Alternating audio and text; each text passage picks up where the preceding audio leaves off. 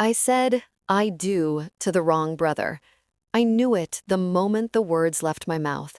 Knew it when I looked into Michael's eyes, kind, trusting, completely devoted, and felt nothing but the dull ache of obligation. Knew it when I glanced past his shoulder and saw Nathan standing in the second row, jaw clenched, hands fisted at his sides, watching me promise forever to the man who wasn't him. The organ played, the guests applauded. Michael lifted my veil and kissed me with the tenderness of a man who believed he'd just won the greatest prize of his life. And I kissed him back, tasting ash on my tongue. Have you ever made a choice you knew was wrong in the very moment you were making it? Not a mistake you realized later, but something you understood with perfect clarity would haunt you forever?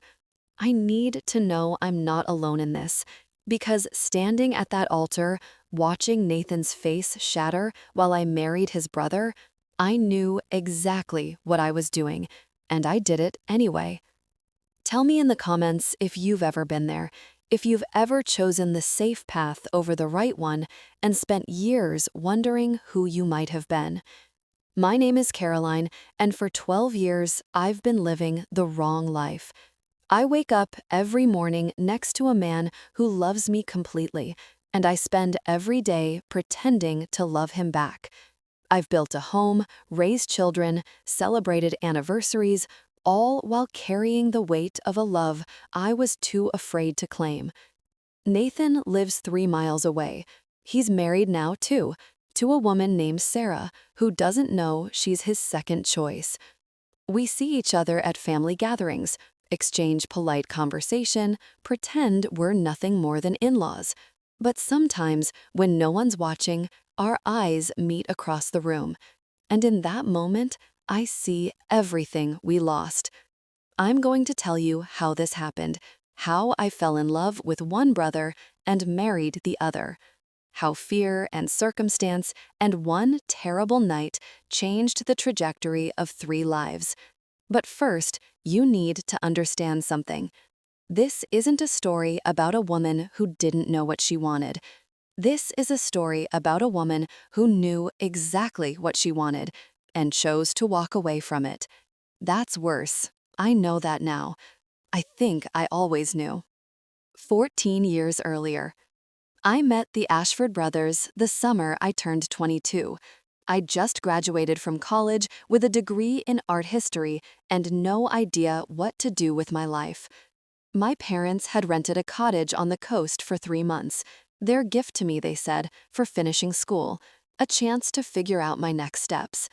What I found instead was a family that would rearrange my entire existence. The Ashfords owned the estate next door. Old money, old name, the kind of family that appeared in society pages and charitable foundation announcements. There were 2 sons, Michael, 25, who just finished law school and was preparing to join the family firm, and Nathan, 23, who was everything his brother wasn't. I met Michael first. He was walking on the beach, dressed too formally for the sand, looking lost in a way that made me want to help him. "You're going to ruin those shoes," I called out. He looked down at his Italian leather loafers, then back at me and laughed. It was a surprise laugh, like he wasn't used to strangers commenting on his footwear. "They were a gift from my mother. She'll be devastated." "Then take them off. Problem solved." He studied me for a moment, this random girl in a sundress, giving him advice he hadn't asked for. Then he bent down, removed his shoes, and stood there in his socks, looking more relaxed than he probably had in years. "I'm Michael," he said. "Caroline." We talked for an hour. He was polished, articulate, clearly raised to be impressive, but there was something underneath, a loneliness I recognized, a quiet desperation to be something other than what his family expected. "Do you ever feel like you're living someone else's life?" he asked as the sun started to set. "Every day," I admitted. He smiled, and I thought, maybe this summer won't be so bad after all. Michael and I became friends. then something more than friends, though we never put a label on it. We had dinners, took walks, shared the kind of conversations that made me feel seen in ways I hadn't been before. His parents loved me. His mother, Elizabeth, called me a breath of fresh air and started dropping hints about grandchildren before we'd even kissed. His father, William, nodded approvingly whenever Michael brought me around, like I was a merger he'd successfully negotiated. I told myself this was what I wanted: stability, security, a man who would never surprise me, never frighten me, never make me question who I was. Then I met Nathan. It was 3 weeks into the summer. Michael had brought me to a family dinner, the formal kind, with multiple courses and silverware I didn't recognize. I was sitting in the drawing room, waiting for someone to tell me where to go, when he walked in. Nathan was nothing like his brother. Where Michael was polished, Nathan was rough. Where Michael was careful with his words, Nathan said exactly what he thought. He had paint under his fingernails and a restlessness in his eyes, and when he looked at me, I felt like I'd been electrocuted. "You must be Caroline," he said, "the girl who's got my brother acting like a human being for once." "I don't know about that." "I do." He smiled at dinner last week. Actually smiled. We thought he was having a stroke. I laughed. I couldn't help it. He grinned, and something inside me shifted, like a key turning in a lock I didn't know existed. I'm Nathan, the disappointing son. Disappointing how? I paint, I travel, I refuse to wear suits or attend board meetings or pretend to care about things I don't care about. He shrugged. Basically, I'm everything the Ashford name isn't supposed to be. That sounds exhausting. It's liberating, actually. You should try it sometime. He held my gaze a beat too long. Then Michael appeared in the doorway, and the moment shattered. "I see you've met my brother," Michael said, something tight in his voice. "Just introducing myself," Nathan replied. "Don't worry, I'll behave." But the look he gave me as he walked away said otherwise.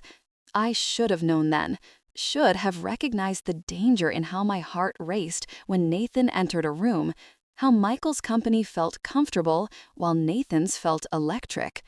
But I was 22.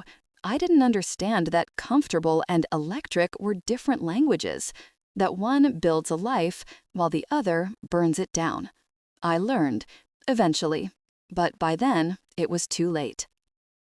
Nathan and I became friends despite ourselves. Or maybe because of ourselves. We were both outsiders in different ways. Me, the middle-class girl playing dress-up in a world of wealth. Him, the family rebel who'd never fit the mold his parents had cast. We started running into each other accidentally, at the coffee shop in town, on the beach at sunrise, at the small gallery where his paintings hung, unsold, gathering dust. "They're beautiful," I told him the first time he showed me his work. "Abstract pieces, full of color and motion, like emotions given form." "They're unsellable," he said, according to my father anyway. "No one wants to buy feelings, Nathan.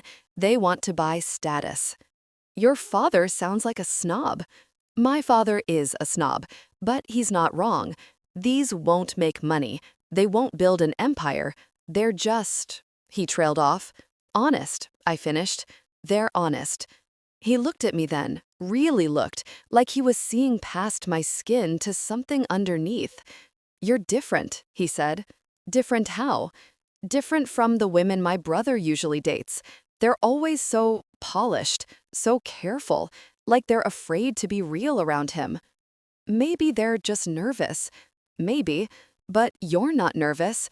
You're just pretending to be something you're not." The accuracy of it hit me like a slap. I'm not pretending. Yes, you are. You're wearing a costume, the good girl who fits in, who says the right things, who doesn't make waves. But I've seen the way you look at my paintings, the way you talk when you think no one important is listening. There's someone else inside you, Caroline, someone wilder, more honest. You don't know me. I'd like to. The air between us was thick, charged. I should have walked away, should have gone back to Michael, to safety, to the life I was building brick by careful brick. Instead, I said, then get to know me. Over the next 2 weeks, Nathan and I were inseparable. We talked about everything, our dreams, our fears, the lives we wanted versus the lives we'd been given. He told me about dropping out of business school to pursue art, about the look on his father's face when he'd announced he was moving to Paris. I told him about my parents' expectations, my struggle to find meaning in a degree I'd never wanted, the pressure to be someone worthy of the opportunities I'd been given. You don't have to be worthy of anything, he said one night. We were sitting on the beach watching the stars. You just have to be you. What if I don't know who that is? Then figure it out. Take risks, make mistakes. Stop trying to be perfect for everyone else. Is that what you do? Every day. He turned to look at me. But lately, the biggest risk I want to take is sitting right next to me. My heart stopped. Nathan, I know, you're with Michael. You're building something real, something stable, and I'm just the screw-up brother who paints pictures no one wants. That's not. But I need you to know something. He took my hand. His fingers were warm, calloused from brush handles and turpentine. I've never met anyone like you, and I know the timing is wrong, and I know this is complicated, but if there's any chance at all that you feel what I feel. He didn't finish the sentence. He didn't have to, because I kissed him. I kissed him like I was drowning and he was air, like everything I'd been holding back was finally breaking free. Like the girl I was supposed to be had evaporated, leaving only the woman I actually was. When we finally pulled apart, his eyes were wide. Caroline, I know, I said. I know this is complicated. I know it's wrong, but I've never felt anything like this. Not with Michael, not with anyone. Then don't marry him. The words hung in the air, terrifying and exhilarating. It's not that simple. Your family, my family, everyone expects. Forget what everyone expects. What do you want? I looked at him, this beautiful, broken, passionate man who saw me in ways no one else ever had. I want you, I whispered. I've wanted you since the moment we met. He pulled me into his arms, and for one perfect night, I let myself believe we could have everything. We kept it secret for 3 weeks. 3 weeks of stolen moments and hidden glances, and a happiness so bright it felt like staring into the sun. Nathan would sneak to my cottage at night. I'd meet him at his studio during the day. We built a world that existed only when we were alone together. But secrets have a way of escaping. Michael found out on a Tuesday. I don't know how. Maybe he noticed the way Nathan looked at me, or the way I'd stopped looking at him. Maybe someone saw us in town, or he found a text he shouldn't have read. The details don't matter. What matters is the way his face looked when he confronted me.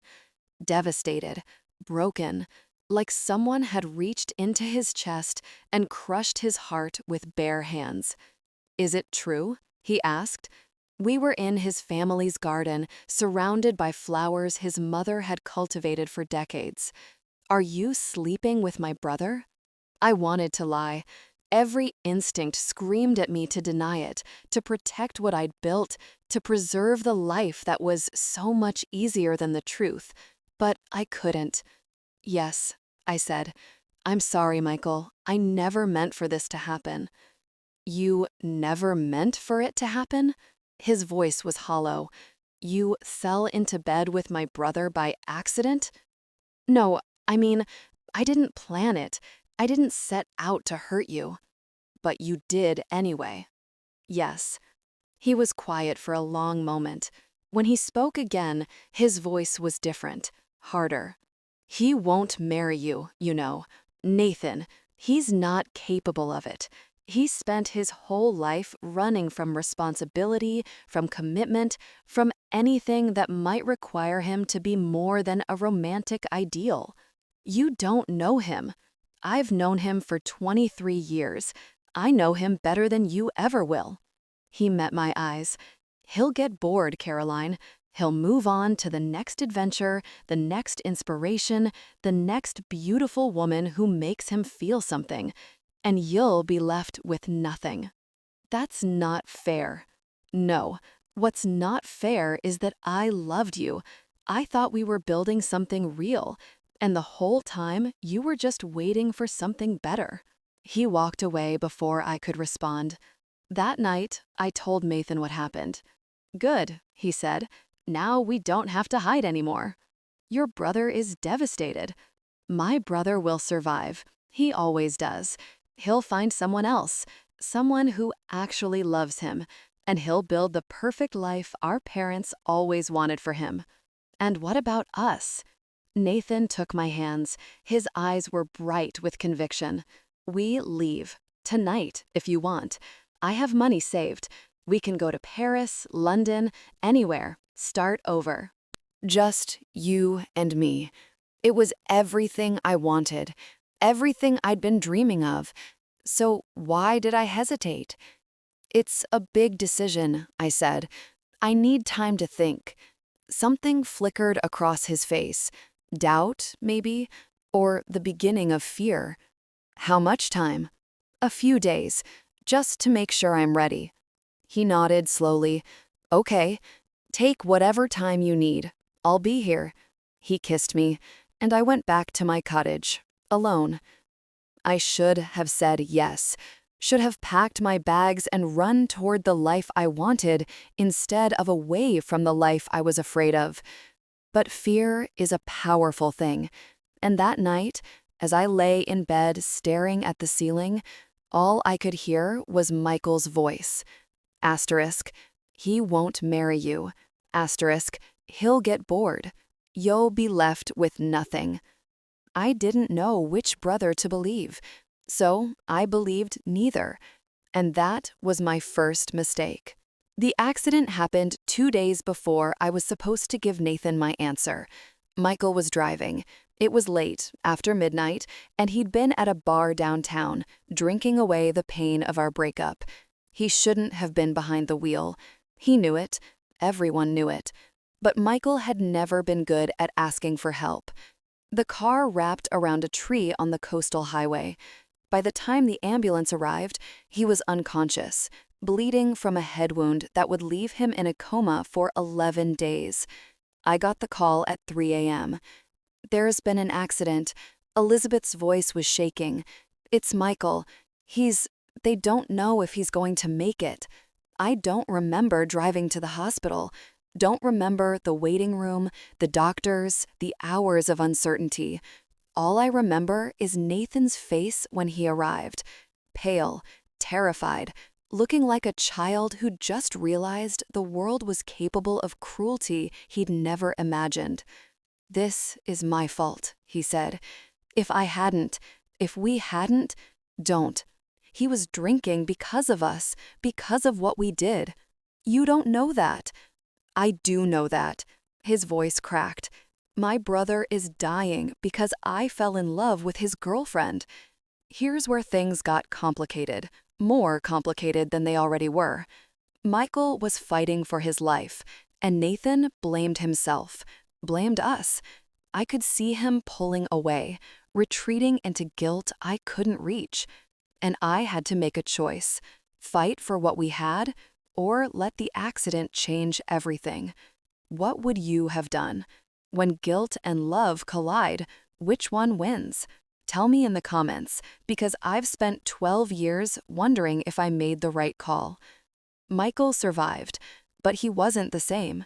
The head injury left him with memory gaps, mood swings, a fragility that hadn't been there before. The confident, polished man I'd known was replaced by someone uncertain, dependent, desperate for stability. And Nathan couldn't look at him without falling apart. I can't do this, Nathan told me 3 weeks after Michael woke up. We were standing outside the hospital, in a courtyard where families came to cry. I can't be with you while my brother is lying in a hospital bed because of what we did. The accident wasn't your fault, wasn't it? He was drunk because of us, driving because he couldn't stand to be in the same house where we'd betrayed him. That was his choice. He was crying now. Nathan, who never cried, who treated emotions like colors to be painted rather than feelings to be felt. I love you, Caroline. God, I love you so much. But every time I look at you, I see him. I see the car. I see everything we destroyed. So, what are you saying? I'm saying I can't be the reason my brother's life fell apart. I can't build happiness on his misery. So, what about my happiness? What about what we had? He looked at me with eyes full of pain. Maybe what we had was never meant to last. Maybe it was just a summer, a beautiful, terrible summer that we both have to walk away from. Nathan, I'm leaving tomorrow.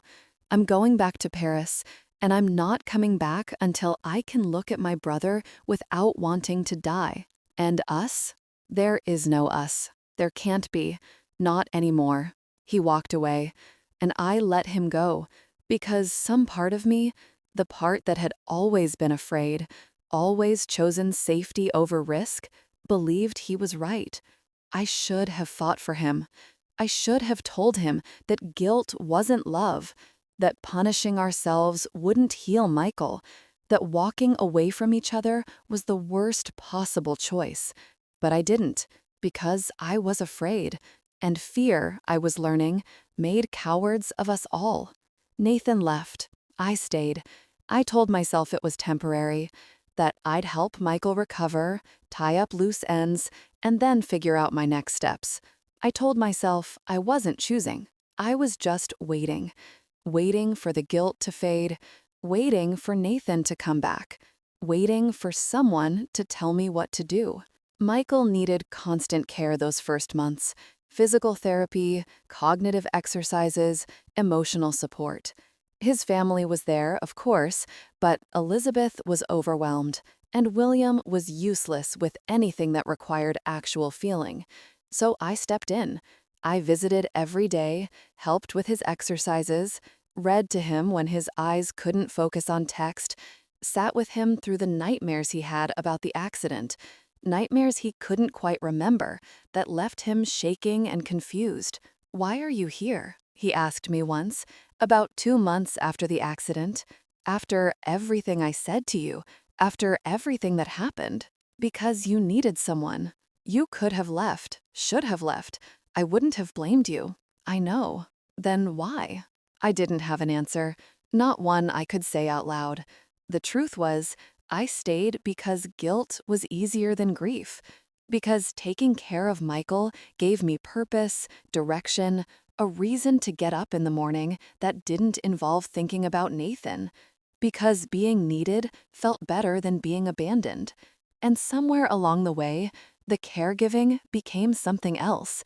Not love, not the electric, consuming love I'd felt for Nathan, but something softer, more sustainable, a quiet affection built on shared suffering and the slow work of healing. When Michael proposed 8 months after the accident, I wasn't surprised. We were in his family's garden, the same place he'd confronted me about Nathan. He was stronger now, walking without assistance, most of his memory restored. He got down on one knee and held out a ring that had belonged to his grandmother. "I know I'm not who I was," he said. "I know I've changed, but you stayed, Caroline. When everyone else would have left, you stayed, and I want to spend the rest of my life trying to be worthy of that." I looked at the ring, at Michael's hopeful face, at the life he was offering, stable, predictable, safe. "What about Nathan?" I asked. Michael's expression flickered. "What about him?" "I hurt you because of him. I betrayed you. How can you want to marry me after that?" "Because I love you, and because I believe people can change, can choose differently." He took my hand. Nathan's gone, Caroline. He's been gone for months, and he's not coming back. Whatever you had with him, it's over. But what we have, it's real. It's here. And I'm asking you to choose it. I should have said no. I should have told him that I didn't love him, not the way he deserved to be loved. That marrying him would be a compromise, a consolation prize, a lifetime of pretending. But Nathan hadn't written, hadn't called, hadn't given me any reason to believe he was coming back. And Michael was here, offering me everything I'd been raised to want: safety, security, a family that would welcome me, a future that made sense. Yes, I said, I'll marry you. He slipped the ring on my finger and kissed me, and I felt nothing but the closing of a door. Nathan came back 3 days before the wedding. I hadn't seen him in over a year, hadn't heard his voice, read his handwriting, had any confirmation that he still existed in the same world I did. His absence had become a permanent ache, something I'd learned to live around, like a chronic injury that never fully healed. Then he was standing in my doorway. "I made a mistake," he said. No greeting, no explanation, just those 4 words, delivered with the desperation of a man who'd run out of time. "Nathan." I left because I thought it was the right thing to do, because I was drowning in guilt and I couldn't see past it. But I've spent every day since then thinking about you, missing you, wondering what would have happened if I'd been brave enough to stay. It's been over a year. I know. I'm getting married in 3 days. I know that too. He stepped closer. That's why I'm here, to tell you that you don't have to do this, that what we had wasn't just a summer, that I love you. I've always loved you, and I can't watch you marry my brother without telling you the truth. I was shaking. Every emotion I'd buried, every feeling I'd suppressed, was rising to the surface like a flood. Why now? Why did you wait until now? Because I was a coward. Because I convinced myself that you'd moved on, that you were happy, that I'd lost my chance. And then I heard about the wedding, and I realized I'd rather lose you by trying than lose you by staying silent. What about Michael? What about the accident? All the guilt that made you leave in the first place? It's still there. It'll always be there. But guilt isn't a reason to give up on love. It's not a reason to let fear make your choices. He reached for my hand. "Come with me," he said. "Right now. We'll go anywhere you want. We'll build the life we should have built a year ago." I looked at him. This man I'd loved since the moment we met. This man who'd broken my heart by leaving and was now breaking it again by coming back. "I can't," I whispered. "Why not?" "Because I made a promise. Because Michael has spent the last year rebuilding his life around me.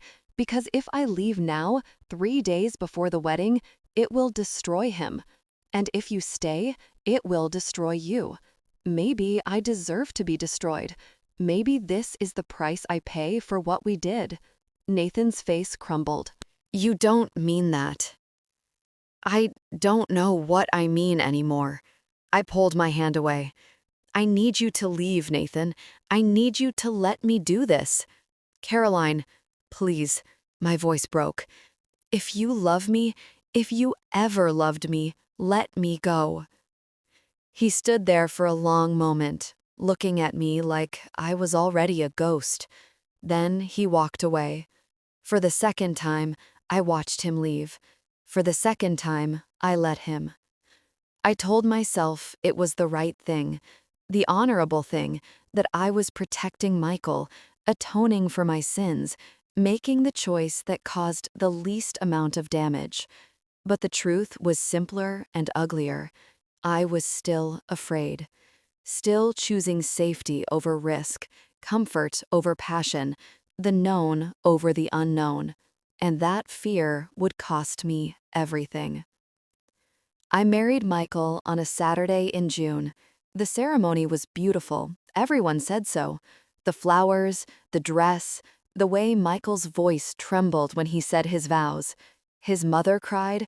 My mother cried.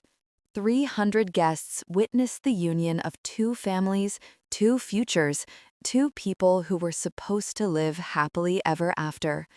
Nathan didn't attend. He'd left town the night I'd turned him away, gone back to Paris or London or wherever artists go to nurse broken hearts. I didn't ask. Michael didn't mention him. It was like Nathan had been erased from the family history, a story no one wanted to tell. The first year of marriage was fine. Not happy exactly, but fine. Michael was devoted, attentive, everything a husband was supposed to be. We bought a house, started talking about children, built the kind of life that looked perfect from the outside and felt hollow from within. I thought I could learn to love him, really love him, not just the comfortable affection of two people sharing space. I thought that if I tried hard enough, performed well enough, eventually the feelings would follow. They didn't. Every time Michael touched me, I thought of Nathan. Every time he told me he loved me, I heard an echo of words spoken on a beach at midnight. Every milestone we celebrated, anniversaries, promotions, the positive pregnancy test, felt like another nail in the coffin of the life I should have had. I had 2 children with Michael, a boy named James and a girl named Emma. I love them more than I've ever loved anything, fiercely, protectively, with the kind of devotion I couldn't seem to feel for their father. And I wonder, sometimes, what kind of mother I would have been with Nathan, whether our children would have had his eyes, his passion, his inability to accept anything less than authentic. But those are dangerous thoughts, thoughts I've learned to push away, to bury under the responsibilities of motherhood and the performance of a happy marriage. Michael suspects, I think. He's never said anything directly, but I catch him watching me sometimes, studying my face when I'm not paying attention, looking for something he's afraid he won't find. "Do you regret it?" he asked me once, years into our marriage. The kids were asleep. We were sitting in the dark, the way couples do when they're too tired to pretend. "Regret what?" "Marrying me. Staying when you could have left." My heart stopped. "Why would you ask that?" "Because I'm not stupid, Caroline. I know you loved him. I know you chose me by default, not by desire. And I've spent our entire marriage wondering when you'd realize you made a mistake." I should have lied, should have reassured him, performed the devotion he needed. But I was tired, so tired of pretending. "I don't know," I said. "I don't know if I regret it or not. I know I've tried to be a good wife, a good mother. I know I care about you. But you don't love me." "I love our life. I love our children. I love the family we've built." "That's not the same thing." "No," I admitted, "it's not." We sat in silence for a long time. "I'm not going to leave you," Michael finally said. "I made a vow, and unlike some people, I keep my promises." The bitterness in his voice cut like a knife. "Michael, I just needed to know. That's all. I needed to hear you say it." He went to bed. I stayed in the dark, wondering how much longer either of us could survive this half-life. The letter arrived on our 10th wedding anniversary. Michael was at work. The kids were at school. I was alone in our perfect house, surrounded by evidence of the life I'd built and the woman I'd become. The envelope had no return address, just my name, written in handwriting I'd recognize anywhere. My hands were shaking as I opened it. "Caroline, I've written this letter 100 times and thrown it away 100 times. But today I finally have the courage to send it. I'm sick. The doctors found something 6 months ago, something they can't fix. They're giving me a year, maybe less, long enough to get my affairs in order, not long enough for anything else. I'm not writing to make you sad. I'm not writing to disrupt your life or open old wounds. I'm writing because I need you to know something before I go. You were the great love of my life, not a summer fling, not a mistake, not something I got over or moved past. You were it, the one, the person I measured everyone else against and found wanting. I know you chose Michael. I know you built a life with him, had children with him, became the woman you thought you were supposed to be. And I genuinely hope that you found happiness there, that the choice you made was the right one, even if it wasn't me. But I also know something you might not. Before the accident, before everything fell apart, I asked Michael for his blessing. I told him I wanted to marry you. I asked him to step aside, to let you choose without pressure, to give us a chance. He said no. He said you were his, that you'd chosen him first, that I was just a distraction. He said if I didn't back off, he'd tell our parents about us, tell them I'd seduced his girlfriend, destroyed his relationship, betrayed the family. I didn't care about our parents, but I cared about what it would do to you. The scandal, the shame, being labeled as the woman who tore two brothers apart. I knew how much you wanted their approval, their acceptance. I knew it would destroy you. So I agreed to back off.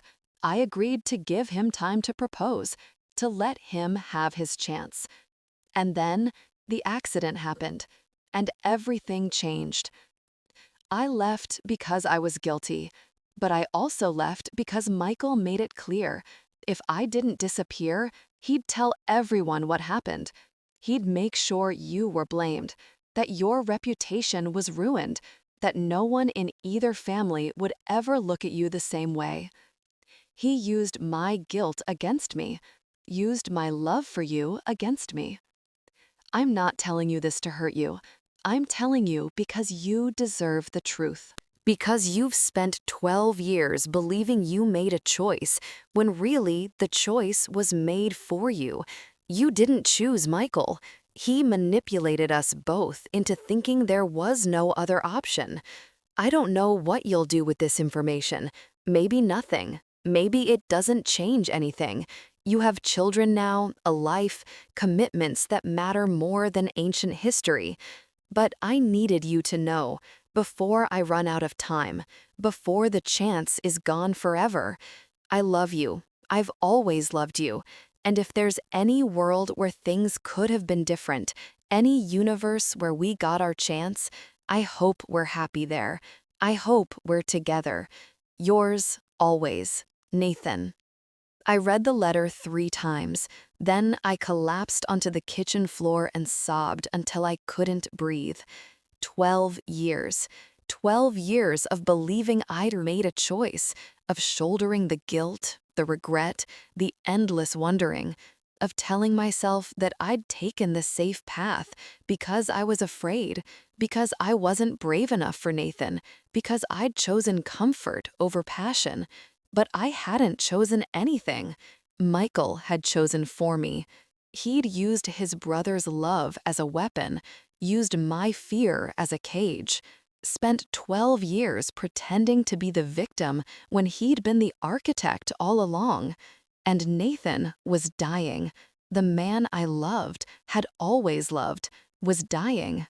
And I wasted a decade in the wrong life because of a lie. I confronted Michael that night. The kids were at my mother's. I'd called in a favor, needing the house empty for what came next. When Michael walked through the door, I was sitting at the kitchen table with Nathan's letter in front of me. "We need to talk," I said. He saw the letter.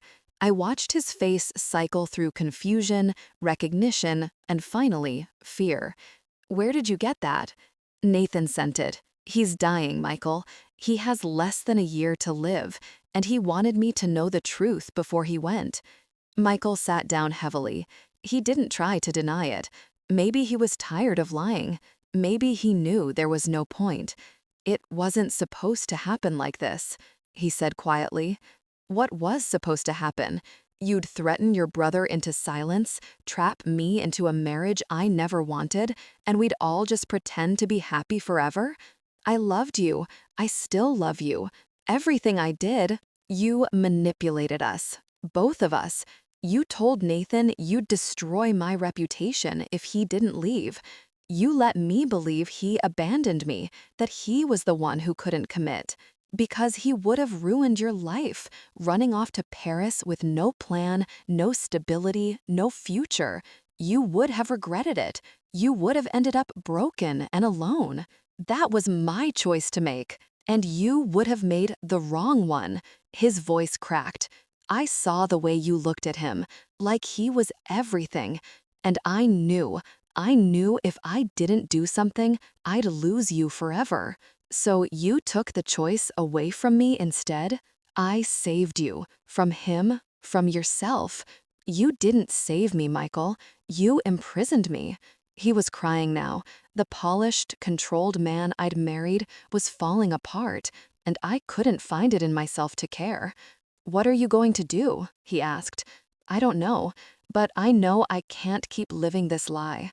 The children will be fine. Children survive divorce. They don't survive parents who hate each other. I don't hate you. Maybe not. But I'm starting to hate you, and I won't let that poison spread to them. I stood up. I'm going to see Nathan.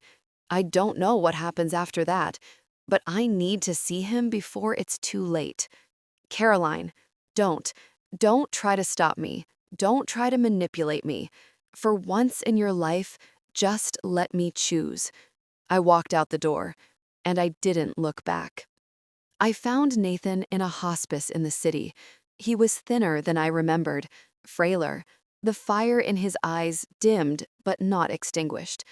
When he saw me, he smiled. You came, he said. I came. I sat beside his bed and took his hand. We talked for hours about the past, the present, the futures we'd never have. I told him about the children, about the marriage, about the years I'd spent wondering what might have been. He told me about Paris, about the paintings he'd never sell, about the way he'd looked for me in every woman he'd ever met. I'm sorry, he said near the end, for leaving, for not fighting harder, for letting him win. You didn't let him win. He cheated. There's a difference. Is there? Yes, there is. He died 3 months later. I was there, holding his hand when he took his last breath. It wasn't enough time. It was never going to be enough time. But at least we had the truth. At least we had goodbye. So that's my story. The wrong brother, the manipulated choice, the 12 years I spent in a life that was never supposed to be mine. Michael and I are separated now. The divorce will be final next month. The children are adjusting, slowly, painfully, the way all children adjust to their parents' failures. But I think, in the end, they'll be okay. I think we all will, because the truth has a way of setting things right, even when it comes too late. I want to know, have you ever discovered that a choice you thought was yours had been made for you? That the life you were living was built on someone else's manipulation? And if you have, if you found out the truth after years of believing a lie, what did you do? Did you forgive? Did you forget? Did you burn it all down and start over? Tell me in the comments, because I'm still figuring out what comes next, and I could use some guidance from people who've been there. This community has taught me that I'm not alone, that we're all just doing our best with imperfect information and impossible choices. And maybe, that's enough. They say you can't change the past. That's true. But you can change what the past means. For 12 years, my past meant failure, cowardice, a love I wasn't brave enough to claim. Now I know the truth. My past wasn't about fear. It was about a man who loved me so much he was willing to disappear to protect me. And another man who loved me so much He was willing to destroy his own brother to keep me. One of those was love. The other was possession. It took me 12 years to learn the difference. I won't make that mistake again. Caroline.